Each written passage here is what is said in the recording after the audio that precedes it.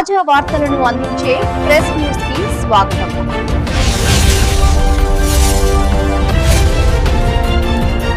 బులెటిన్లో ముందుగా headlines. నాంపల్లిలోని BJP రాష్ట్ర కార్యాలయంలో కృష్ణా మరియు గోదావరి నది జలాలపై పవర్ పాయింట్ ప్రజెంటేషన్. ఖమ్మం జిల్లా నూతనంగా ఎన్నికైన బీఆర్ఎస్ సర్పంచ్లతో బీఆర్ఎస్ వర్కింగ్ ప్రెసిడెంట్ కేటీఆర్ సమావేశం.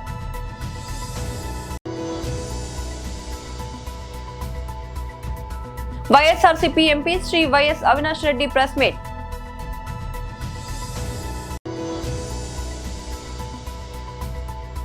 IBomma Ravi bail petition కొట్టివేత.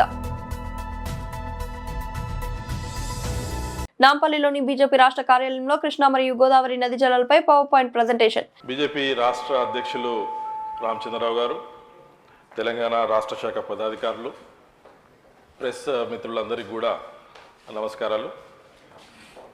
గత వారం రోజులుగా ఒక ట్రెండ్ నడుస్తూ ఉంది వాటర్ ఇష్యూస్ మీద పవర్ పాయింట్ ప్రజెంటేషన్స్. గంటలు గంటలు వీటి గురించి మాట్లాడడం. ఇప్పుడే మన మిత్రులు చెప్పినట్టు ఇది చాలా కాంప్లికేటెడ్గా అవుతూ ఉంది. యాక్చువల్గా చాలా ఈజీగా కూడా దీన్ని అర్థం చేసుకునే అవకాశం ఉంది. సో నేను కూడా వీలైనంత వరకు నాన్ టెక్నికల్గా, ఈజీగా, సింపుల్గా మీ ముందు ఈ విషయాలు పెట్టేందుకు ప్రయత్నిస్తాను. ఇప్పుడు ఈ సింపుల్గా దీనిలో మన రాష్ట్రంలో కృష్ణా గోదావరి బేసిన్స్ రెండు ఉన్నాయి. కృష్ణా బేసిన్లో ఫస్ట్ చూద్దాము, తర్వాత గోదావరి బేసిన్ కూడా క్విక్గా చూద్దాము. మెయిన్గా కృష్ణా బేసిన్ కాన్సన్ట్రేషన్ ఈరోజు. 2014 ముందు వరకు ఎట్లా ఉండింది, ఫ్యాక్ట్స్ అండ్ ఫిగర్స్ అని ఎందుకు చెప్పినా అంటే టైటిల్లోనే అది ఉంది. ఫ్యాక్ట్స్ మీ ముందు పెడతాను, ఫిగర్స్ మీ ముందు పెడతాను. దానికి డాక్యుమెంట్స్ కూడా నా దగ్గర ఉన్నాయి. అన్నీ కూడా ఏది కూడా ఫ్యాబ్రికేటెడ్ కాదు, ఎవ్రీథింగ్ అందులో చూపెట్టేదే నా దగ్గర డాక్యుమెంట్స్ కూడా ఉన్నాయి. So basically it is all factual information with figures మీ ముందు ఉంచడానికి ప్రయత్నిస్తాం. దీన్ని రెండు భాగాలుగా చేయొచ్చు. ప్రీ 2014, 2014 తర్వాత. 2014 కంటే ముందు కాంగ్రెస్ ప్రభుత్వము, అంతకుముందు తెలుగుదేశం కాంగ్రెస్ ప్రభుత్వాలు ఉన్నాయి. 2014 తర్వాత బీఆర్ఎస్ ప్రభుత్వం వచ్చింది మన రాష్ట్రంలో. సో మనం కనుక చూస్తే స్క్రీన్ మీద బచావ్ ట్రిబ్యునల్ అప్పుడున్న కంబైన్డ్ ఆంధ్రప్రదేశ్, ఎర్స్ట్రైల్ ఆంధ్రప్రదేశ్కి 811 టీఎంసీ ఇవ్వడం జరిగింది. ఇది అందరికీ తెలిసిన విషయమే. నెక్స్ట్ ఆ తర్వాత KWDT2 బ్రిజేష్ కుమార్ ట్రిబ్యునల్, ఇది 194 టీఎంసీ మన కంబైన్డ్ ఆంధ్రప్రదేశ్కి ఇవ్వడం జరిగింది. సో మొత్తం కలిపి 1005 టీఎంసీ మన కంబైన్డ్ ఆంధ్రప్రదేశ్కు, ఎర్స్ట్రైల్ ఆంధ్రప్రదేశ్కు ఉంది. అయితే KWDT2 అవార్డు వచ్చినప్పుడు 75% డిపెండబిలిటీ ఇంతకుముందు ఏదైతే ఉందో దాన్ని రిలాక్స్ చేసి 65% డిపెండబిలిటీ, యావరేజ్ ఫ్లోస్ అని 3 రకాలుగా విభజించారు వాళ్ళు. దాని అర్థం ఏంటంటే సింపుల్గా, అంతకుముందు ఫ్లడ్ వాటర్స్ పేరు మీద మనం ఏదైతే ప్రాజెక్ట్స్ ప్లాన్ చేసినామో, తెలంగాణలో కల్వకుర్తి కానీ, నెట్టెంపాడు కానీ, పాలమూరు రంగారెడ్డి కానీ, అదేవిధంగా తెలుగంగ, వెలిగోడు, తర్వాత హంద్రినీవా, గాలేరు నగరి ఆంధ్రప్రదేశ్ సైడ్ కానీ, ఇంతకుముందు ఫ్లడ్ వాటర్స్ మీద ప్లాన్ చేసినాయి. ఇప్పుడు అష్యూర్డ్ వాటర్ రావాల్సిన అవసరం పడ్డది.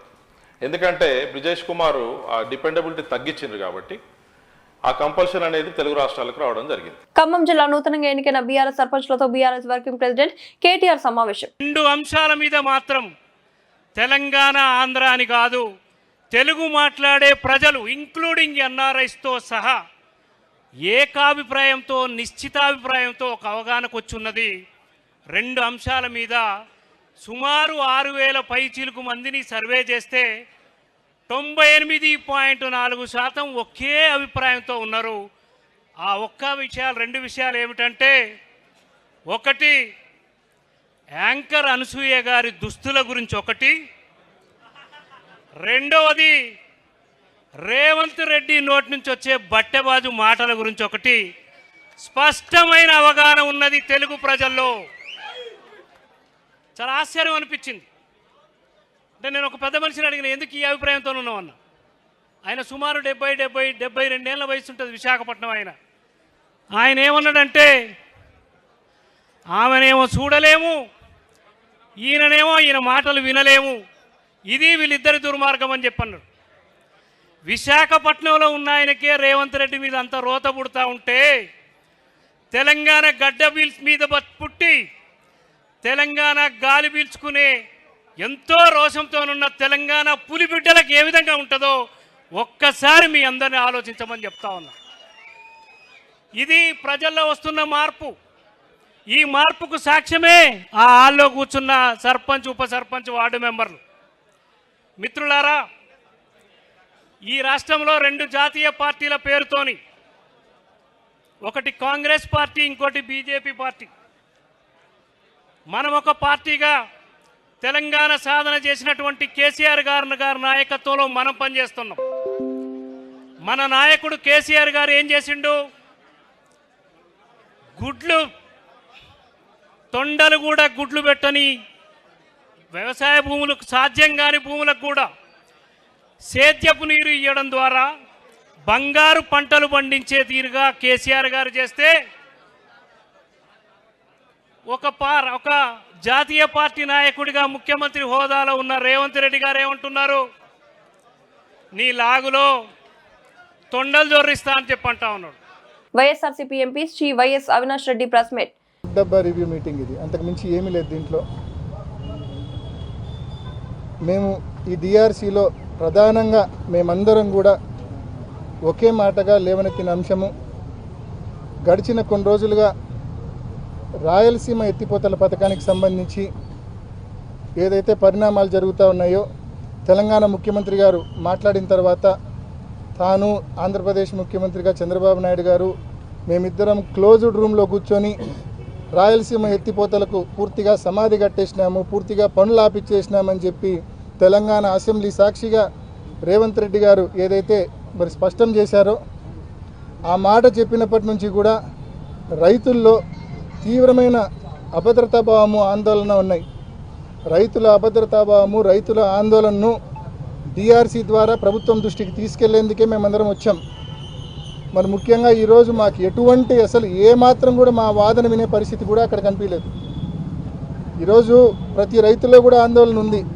వర్షాలు బాగా పడినప్పుడు, శ్రీశైలంలో ఫ్లడ్ డేస్ ఎక్కువ ఉన్నప్పుడు తెలంగాణ పవర్ జనరేట్ చేసిన, తెలంగాణ ఎత్తిపోతల పథకాల్లో నీళ్లు ఎత్తిపోసుకున్నా మనం గ్రావిటీ ద్వారా తీసుకోవచ్చు. ఏది వర్షాలు బాగా పడినప్పుడు, ఫ్లడ్ డేస్ దాదాపు 150-180 రోజులు ఫ్లడ్ డేస్ ఉన్నప్పుడు ఇది సాధ్యం.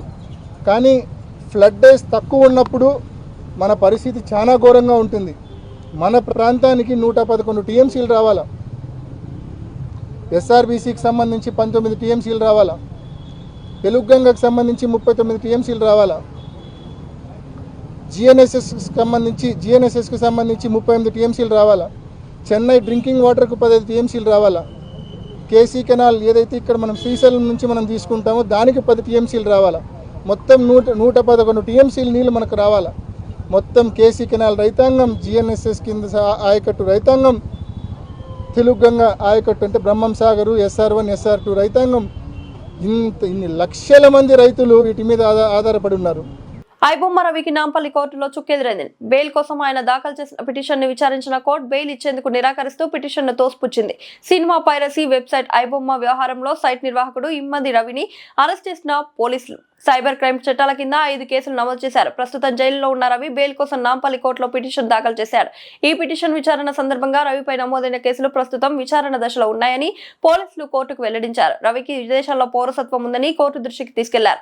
బెయిల్ మంజూరు చేస్తే రవి విదేశాలకు పారిపోయే అవకాశం ఉందని తెలిపారు. దీంతో న్యాయస్థానం రవి బెయిల్ పిటిషన్ ను కొట్టివేసింది. Hyderabad Amberpet Rajiv Gandhi all India under nineteen T20 cricket championship ను క్రికెట్ ఫెడరేషన్ ఆఫ్ హైదరాబాద్ ఆధ్వర్యంలో అంబర్పేట్ వాటర్ వర్క్స్ గ్రౌండ్ లో టోర్నమెంట్ కు హాజరైన మహమ్మద్ అజారుద్దీన్ హైదరాబాద్, బెంగళూరు టీంలకు టాస్ వేసి పోటీలను ప్రారంభించారు.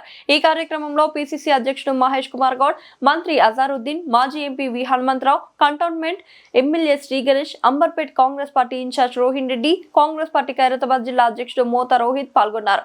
ముఖ్య అతిథిగా మహేష్ కుమార్ గౌడ్ హాజరై రాజీవ్ గాంధీ చిత్రపటానికి పూలమాలలు వేసి నివాళులర్పించారు. దేశంలో క్రికెట్ కు ఉన్నంత మోసు దేనికి లేదని, అజారుద్దీన్ లాంటి గొప్ప వ్యక్తిని ఇండియా క్రికెట్ టీం కి అందించింది హైదరాబాద్ పిసిసి అని అధ్యక్షుడు మహేష్ కుమార్ గౌడ్ అన్నారు. వి హనుమంతరావు ఆధ్వర్యంలో ఈ సందర్భంగా మంత్రి అజారుద్దీన్, ఎమ్మెల్యే శ్రీ గణేష్, రోహిన్ రెడ్డి కొద్దిసేపు క్రికెట్ ఆడి సందడి చేశారు. ఈ సందర్భంగా మహేష్ కుమార్ గౌడ్, వి హనుమంతరావు మాట్లాడుతూ ఆటలకు ఆదరణ చాలా ఉందని, ఆటల పట్ల సీఎంకు చాలా మక్కువ ఉందన్నారు. సీఎం ఆటలకు ఎక్కువగా ఆదరణ ఇస్తున్నారు. విద్యార్థులకు విద్యతో పాటు క్రీడలు ముఖ్యమని, విద్యార్థులకు శారీరక శ్రమ లేక మానసికంగా ఎదగలేకపోతున్నారన్నారు. క్రీడలు ఆడితేనే ఆరోగ్యంగా ఉంటారు. హనుమంతరావుకు క్రికెట్ పోటీలను 3 రోజుల పాటు నగరంలో నిర్వహించనున్నట్లు తెలిపారు. వారితో పాటు ఉపేందర్ సింగ్ కూడా అక్కడ చేస్తున్నారు. అంటే ఇది 19 ఏళ్ల నుంచి కంటిన్యూస్ గా 19 ఇక్కడ, 17 తమిళనాడు, 14 అటు మన హర్యానాలో. దీని ఉద్దేశం ఒకటే, మేము పెట్టినప్పుడు ఒకటే ఆలోచన చేసిన, క్రికెట్ అనగానే కాస్ట్లీ గేమ్, కోట్ల రూపాయలు డబ్బు ఉన్నవాడే ప్యాడ్ అన్ని గ్లోజెస్, బట్టలు, షూస్ ఇవన్నీ ఎవడు కొంటారు. కానీ మనం ఒక అవకాశం ఇవ్వాలి, వాళ్ళకు కూడా టాలెంట్ ఉన్నదని గ్రామాలు ఉన్న క్రీడాకారులు కూడా క్రికెట్ ఆడాలన్న ఉద్దేశంతో దానికి నేను సక్సెస్ అయినా. హనుమాన్ విహారీ ఇంట్లోనే గెలిచాడు. మొన్న వర్మ కూడా మన ఆల్ ఇండియా దాంట్లో ఆడాడు. అదేవిధంగా మొహమ్మద్ సిరాజ్ కూడా వాళ్ళ నాన్న ఆటో రిక్షా నడిపిస్తున్నాడు, అతను కూడా ఇండియాకు ఆడుతున్నాడు. నా ఉద్దేశం వల్ల ముఖ్యమంత్రి గారు కూడా, రాజీవ్ గాంధీ గారు ఎప్పుడైతే ఏషియన్ గేమ్స్ చేసిన తర్వాత నాకు కూడా ఒక ఆలోచన వచ్చింది, ఎట్టి పరిస్థితులలో రాజీవ్ గాంధీ ఆలోచనను ఇంప్లిమెంట్ చేయాలని పూనుకున్న. గతంలో విజయనగరంలో కోరుకొండ సైనికులో ట్రైబల్ స్పోర్ట్స్ మీట్ పెట్టాను 3 ఏళ్ళు. ఆ తర్వాత క్రికెట్ పెడుతున్నది తప్పనిసరిగా. దానికంటే ఇవాళ నాకు ఎందుకు సంతోషం ఉందంటే, రేవంత్ రెడ్డి గారు యావత్ భారతదేశంలో స్పోర్ట్స్ సిటీ లేదు, కానీ ఆయన నంబర్ 1 సిటీ చేయాలి, కొత్త స్టేట్ చేయాలి, భారతదేశంలో తెలంగాణ నంబర్ 1 కావాలనే ఆలోచనతో పాటు స్పోర్ట్స్ సిటీ కూడా చేస్తా అన్నాడు. అందుగురించి మన స్పోర్ట్స్ కు ఎంకరేజ్ చేయాలంటే ఇప్పటి నుంచే స్కూల్ పిల్లలకు వాళ్ళ ఆలోచనలో కాలేజ్ పిల్లలకు ముందుకు తీసుకురావాలంటే స్పోర్ట్స్ చాలా ముఖ్యమైంది. ఎందుకంటే ప్రతి ఒక్కరు కూడా డ్రగ్స్కు అలవాటు అవుతున్నారు. వాళ్ళు ఏదో విధంగా ఏది పనిలో కనిపిస్తే స్పోర్ట్స్ ఆడుతుంటే మిగతా అన్ని దూరం అవుతాయి. అందుగురించి ఇవాళ మా పిసిసి ప్రెసిడెంట్ గారు అదేవిధంగా అజరుద్దీన్ కూడా చెప్పడం జరిగింది. తర్వాత మేమంతా ఆస్ట్రేలియా పోయినాం. వారు స్వయంగా పిలిచి మీరు పోయిరండి, అక్కడ స్థితిగతులు అవగతం చేసుకున్నాను. ప్యారిస్ ఒలింపిక్స్ చూసిన తర్వాత చాలా బాధేసింది. భారతదేశంలో ఉన్నటువంటి ఇంత జనాభా ఉన్నప్పటికీ, ఎంతో మంది క్రీడాకారులు ఉన్నప్పటికీ, నైపుణ్యం చాటుకొని దేశ అంతర్జాతీయ స్థాయిలో మెడల్ తీసుకొచ్చేటువంటి క్రీడాకారులు దొరకపోవడం చాలా బాధాకరం. దీన్ని ముందుకు తీసుకోవాల్సిన అవసరం ఉంది. ముఖ్యమంత్రి గారు పదే మాట చెప్తారు, ప్యారిస్ ఒలింపిక్స్ నాకు నిరాశపరిచింది. నెక్స్ట్ ఒలింపిక్స్ నాటికి తెలంగాణ నుంచి గోడమలు తీసుకొచ్చే క్రీడాకారులు తయారు ఉద్దేశంతోనే వారు అంత డబ్బు స్పోర్ట్స్ ఇస్తా ఉన్నారు. దాన్ని సద్వినియోగం చేసుకోవాల్సిన అవసరం ఉన్నది. క్రీడల పట్ల మనమందరం కూడా మక్కువ చూపాలి. బాధ ఏంటంటే ఇవాళ పిల్లలు పొద్దున్న లేస్తే ఫోన్లకే పరిమితం అవుతా ఉన్నారు. స్కూల్స్ కూడా గ్రౌండ్స్ లేని స్కూల్స్ వస్తూ ఉన్నాయి. మేము 10 రోజుల్లో 1 కాదు 2 ఫుట్బాల్ గ్రౌండ్స్ ఉన్నటువంటి స్కూల్లో చదివాం. ఇలా పేకమ్మక్కట్ లాంటి బిల్డింగ్ లో స్కూల్స్ వస్తూ ఉన్నాయి. నేను ముఖ్యమంత్రి గారికి స్పోర్ట్స్ సెంటర్ సీజన్ ఉన్నా చెప్పాను. ముఖ్యమంత్రి గారు స్కూల్ కి పర్మిషన్ కావాలంటే స్వతహా గ్రౌండ్ అలా నీకు లీజ్ గ్రౌండ్ అని ఉంటేనే స్పోర్ట్స్ పర్మిషన్ ఇవ్వాలి. పిల్లలకి బ్రెయిన్ కి స్ట్రెయిన్ తప్ప ఫిజికల్ స్ట్రెయిన్ లేకుండా పోయింది. జగదవ్పూర్ మండలంలోని కొత్తపేట గ్రామ నూతన సర్పంచ్ గా గెలుపొందిన తుమ్మల మహేష్ స్వతంత్ర అభ్యర్థి ఈ రోజు గజ్వెల్లోని ఎమ్మెల్యే క్యాంప్ కార్యాలయంలో గజ్వెల్ నియోజకవర్గ ఇన్ఛార్జ్ వంటేరు ప్రతాప్ రెడ్డి గారి సమక్షంలో బీఆర్ఎస్ పార్టీలో చేరడం జరిగింది. వారితో పాటు వార్డు మెంబర్లు ఆంజనేయులు, మైపాల్ కర్ణాకర్, మహేష్ రాజు, వేణు వెంకటస్వామి తదితరులు వంటేరు ప్రతాప్ రెడ్డి గారి సమక్షంలో బీఆర్ఎస్ పార్టీలో చేరడం జరిగింది. అనంతరం మున్సిపాలిటీలోని కాంగ్రెస్ మాజీ వార్డ్ మెంబర్లు ధనరాజ్, రమేష్ లింగం, సత్తయ్య, రవిరాజ్, వెంకట్, ధర్మేందర్, ప్రశాంత్లు కూడా కాంగ్రెస్ పార్టీని వీడి అంటే ప్రతాప్ రెడ్డి గారి సమక్షంలో బీఆర్ఎస్ పార్టీలోకి చేరడం జరిగింది. వారికి గులాబీ కండువా వేసి బీఆర్ఎస్ పార్టీలోకి ఆహ్వానించి శుభాకాంక్షలు తెలిపిన వంటేరు ప్రతాప్ రెడ్డి.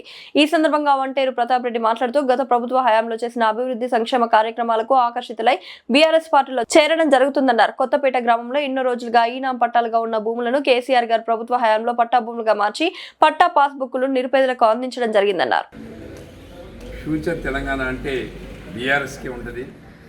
తెలంగాణ బాగుండాలంటే కేసీఆర్కే సాధ్యమవుతుంది.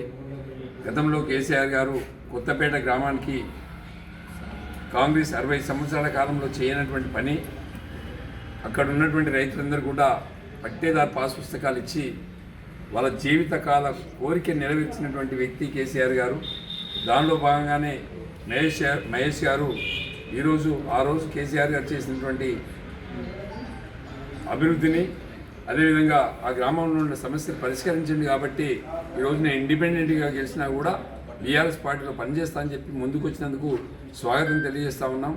దానిలో భాగంగానే ఇలా గ్రామ పంచాయతీలు దాదాపుగా రాష్ట్ర వ్యాప్తంగా తీసుకున్న గజ్వేల్ నియోజకవర్గంలో బీఆర్ఎస్ పార్టీ 95 మంది సర్పంచ్లు గెలిపించుకున్నది.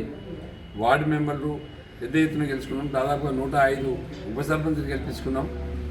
ఇవాళ గెలిచినటువంటి సర్పంచ్లు కూడా ఎలాంటి పనులు చేసుకోవడానికి డబ్బులు లేకుండా పోయింది. గత 2 సంవత్సరాలుగా 15th ఫైనాన్స్ కానీ ఎన్ఆర్ఈజీఎస్ కానీ ఎలాంటి కార్యక్రమాలు గ్రామాలలో చేపట్టలేదు. కేసీఆర్ గారు అధికారంలో ఉన్నప్పుడు గ్రామ పంచాయతీ నిర్మాణం చేసుకున్నాం, కొత్త గ్రామ పంచాయతీలు ఏర్పాటు చేసుకున్నాం. అదేవిధంగా 24 అవర్స్ పవర్ ఇవ్వడం జరిగింది. ఇంటింటికి డ్రింకింగ్ వాటర్ మిషన్ భగీరథ ద్వారా ఇవ్వడం జరిగింది. గ్రామంలో గ్రామ పంచాయతీకి ట్రాక్టర్ కూడా ఇవ్వడం జరిగింది. గ్రామ పంచాయతీలో తడి చెత్త పొడి చెత్త తీయడం, గ్రామ పంచాయతీలో ఒక గ్రేవ్యార్డ్ నిర్మాణం చేసుకోవడం, అదేవిధంగా నర్సరీ ఏర్పాటు చేసుకోవడం, దాంతో పాటు పల్లె ప్రకృతి వనాలు ఏర్పాటు చేసుకోవడం, గ్రామాలలో సీసీ రోడ్లు డ్రైనేజీలు ఏర్పాటు చేసుకోవడం, గ్రామాన్ని అంగరంగ వైభవంగా ఆ గ్రామాలు అభివృద్ధి చేసుకోవడం జరిగింది. కాంగ్రెస్ పార్టీ నుండి మాజీ వార్డు మెంబరు ఈరోజు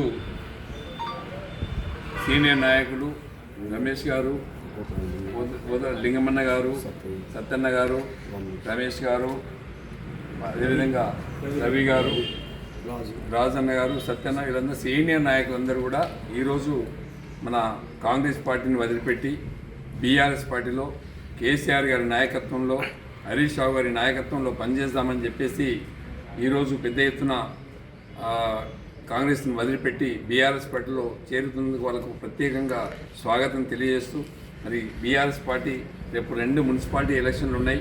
అటు గజ్వేల్, తూప్రాన్ రెండు మున్సిపాలిటీని కూడా కైవసం చేసుకొని బీఆర్ఎస్ పార్టీ జెండా ఎగిరేసి తెలంగాణ రాష్ట్రానికి ఆదర్శంగా తీర్చిదిద్దినటువంటి తూప్రాన్, గజ్వేల్కి ఆదర్శంగా మళ్ళీ కూడా ప్రజలు కూడా మరి బీఆర్ఎస్ పార్టీకి ఓటు వేయడానికి సిద్ధంగా ఉన్నారు.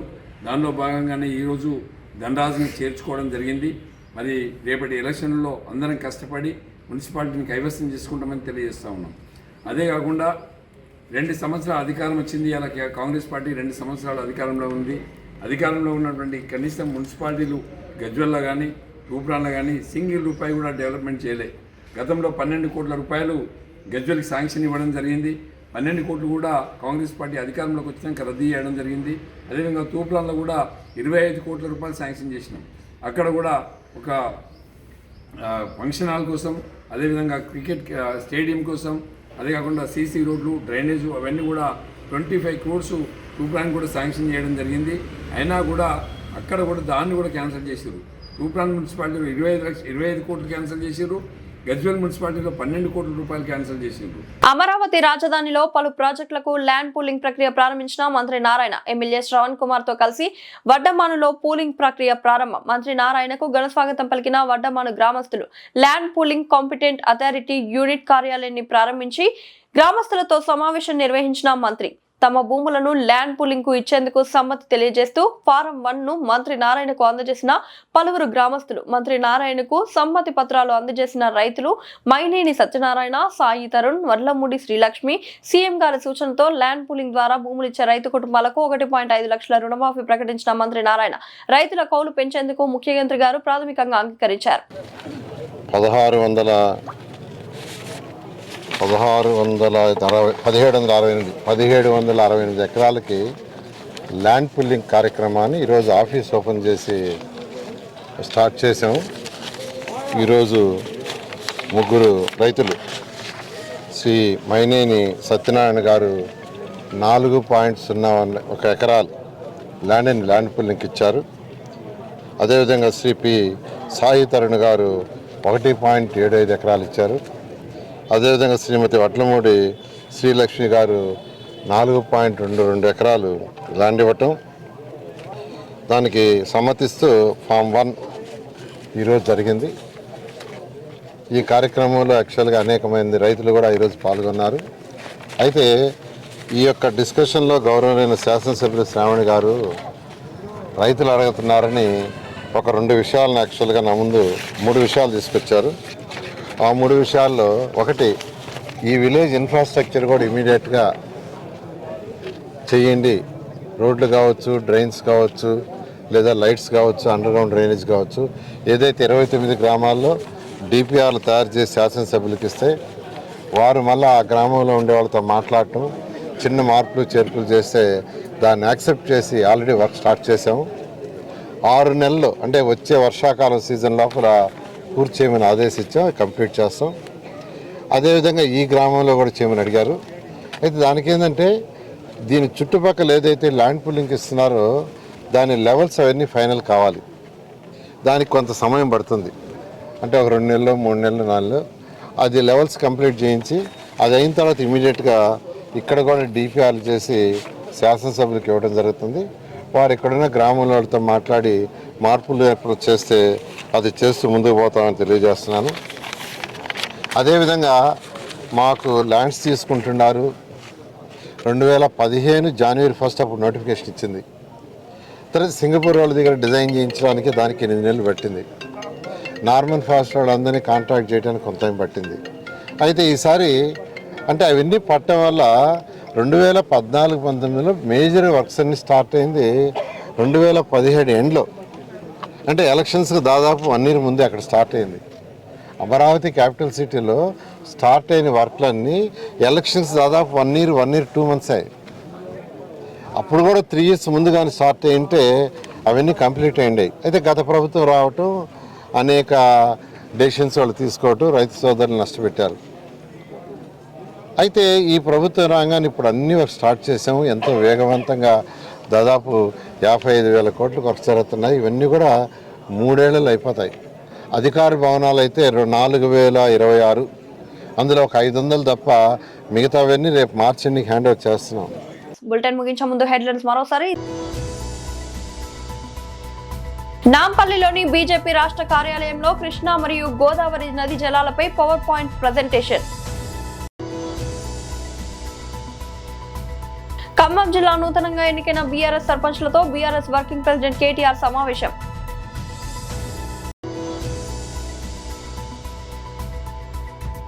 YSRCP MP Shri YS Avinash Reddy press meet.